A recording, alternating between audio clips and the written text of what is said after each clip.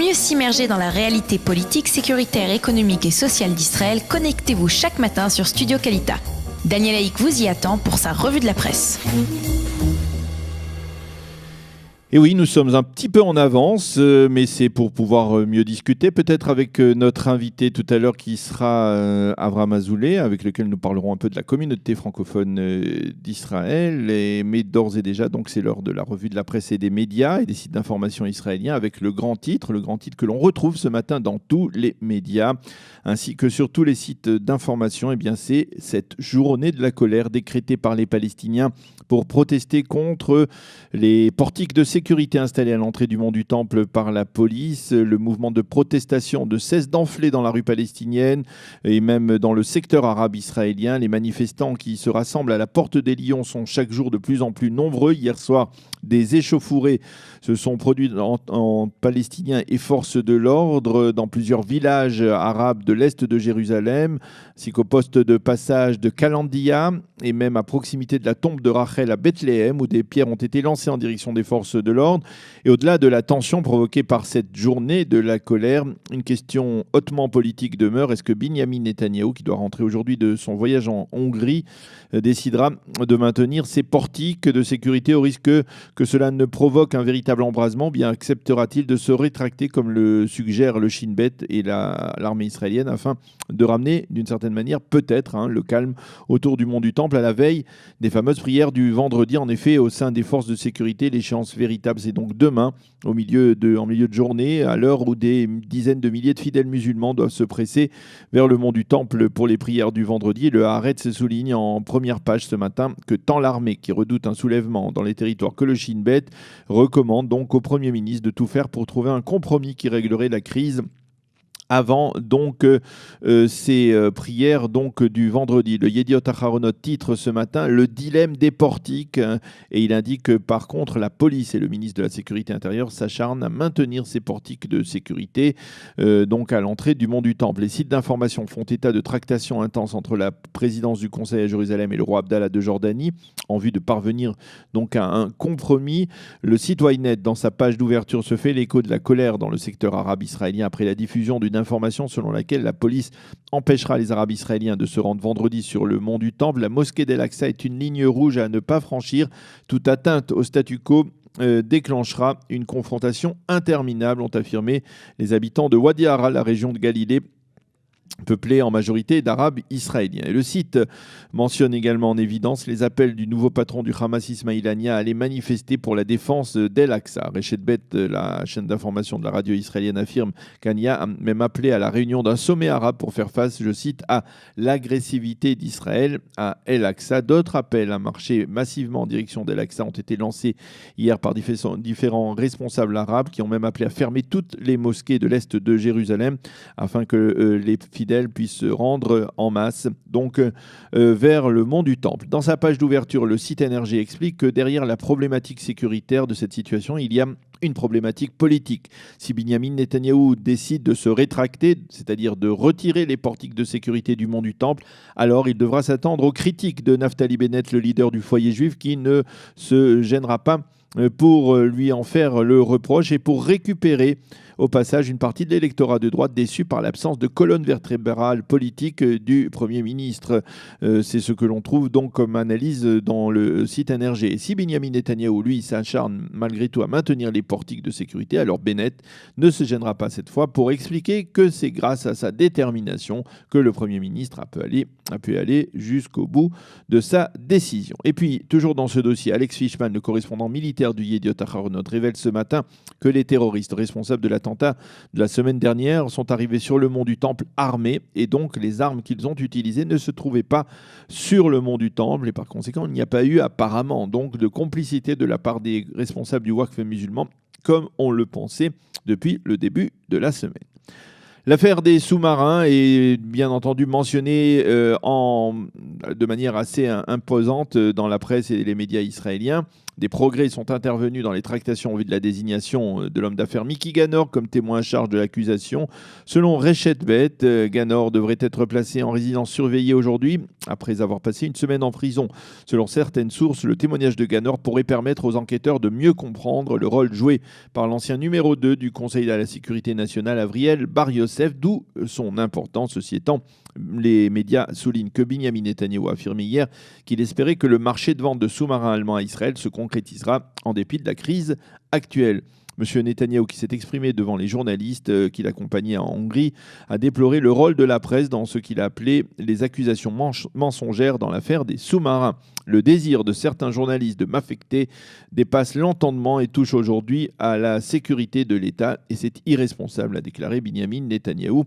À propos des sous-marins, le Yediot Aharonot lui poursuit dans sa couverture bien spécifique de cette affaire en insistant sur le fait que l'État d'Israël a autorisé, toujours apparemment dans le cadre de cette vente de sous-marins allemands à Israël, a autorisé donc une vente parallèle de sous-marins allemands également à l'Égypte, et que cela donc serait lié donc au marché conclu avec Israël. Le journal cite le démenti du Premier ministre qui a affirmé qu'Israël n'avait pas accepté que le consortium allemand ThyssenKrupp vende des sous-marins à l'Égypte, mais un document qui est arrivé sur la table de la rédaction du Yediot Aharonot révèle justement que les Allemands ont bel et bien attendu le feu vert des Israéliens avant de procéder à ce marché. Dans ce contexte, le Israël Hayom consacre ce matin sa manchette au propos du chef d'état-major de Tsahal, le général Gadi Eisenkot, à propos de l'affaire des sous-marins. En effet, apparemment, dans cette affaire, plusieurs officiers supérieurs, dans le passé et on peut même parler dans le présent, sont incriminés. Ils pourraient avoir reçu des pots de vin pour favoriser l'achat par Israël de sous-marins allemands. Et le général Eisenkot affirme sans équivoque que si un officier supérieur s'est conduit de manière indigne, il n'a pas sa place avec nous et il n'y aura pas de compromis possible sur ce point, dixit Gadi Eisenkot. Les médias et les sites d'information insistent ce matin sur le fait que c'est aujourd'hui que Elor Azaria se libérera de l'armée israélienne. Il devra donc quitter la base militaire dans laquelle il est assigné à résidence depuis plus d'1 an et 4 mois et sera placé en résidence surveillée.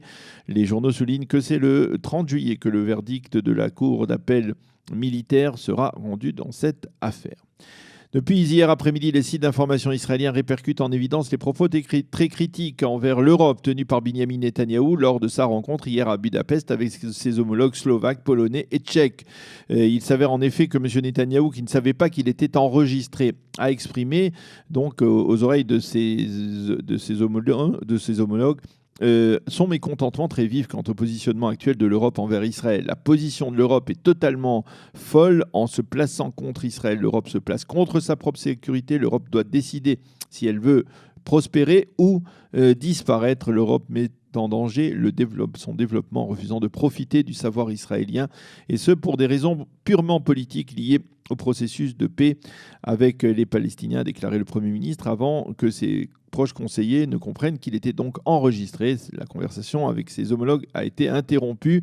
Victor Orban lui a alors répondu en souriant « Nous comprenons parfaitement ce que vous dites », sous-entendu « Nous aussi, nous faisons les frais de cette politique européenne ». Quant au Yediot Aharonot, eh bien, il publie ce matin un extrait de l'entretien que lui a accordé l'ancien président de la Cour suprême, le juge Shamgar, qui affirme que Binyamin Netanyahou doit quitter son poste, doit démissionner à cause de l'affaire des cadeaux qu'il a reçus de la part de ses amis milliardaires. Lorsqu'il s'agit de cadeaux, affirme le juge Shamgar, de cadeaux pour des montants importants tels que le champagne et des cigares, eh bien, ma position est tranchée. Le Premier ministre doit démissionner. Fin de citation.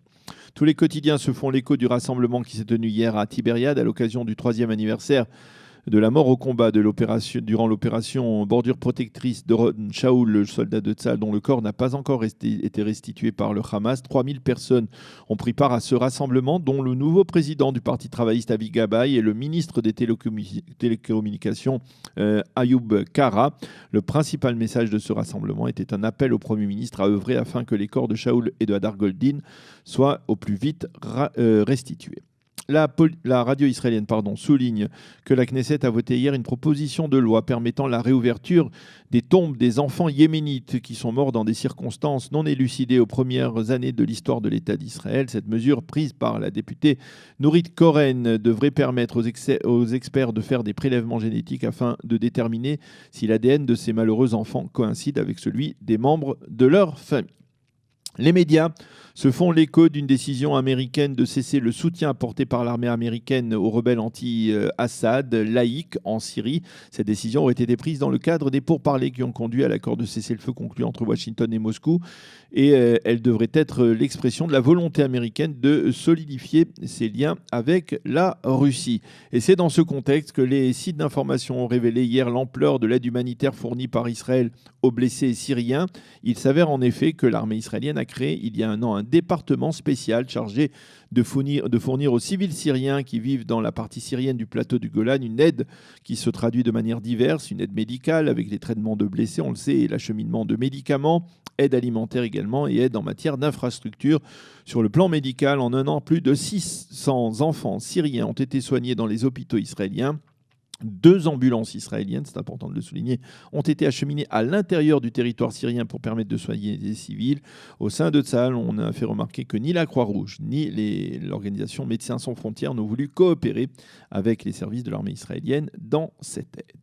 Et puis tous les quotidiens et la radio israélienne, c'est le cas de le dire puisqu'on parle de radio israélienne, soulignent que près de 50 000 spectateurs ont assisté hier au Parc Ayarkon au concert de Nieb par le groupe Radiohead. Outre le spectacle offert par ce groupe, eh bien, le Yediot Aharonot souligne que ce concert est devenu un véritable casse-tête pour les supporters du BDS qui ont lamentablement échoué dans leurs efforts intensifs de pousser les membres du groupe à annuler leurs prestations à Tel Aviv. Voilà, c'est la fin de cette revue de la presse et des médias israéliens de ce matin. Dans quelques instants, nous serons en compagnie d'Avraham Azoulay. Il doit arriver d'un instant à l'autre et nous parlerons de la communauté francophone en Israël. Ce sera après une page musicale.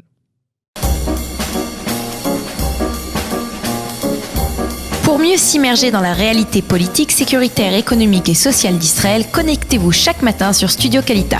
Daniel Haïk vous y attend pour sa revue de la presse.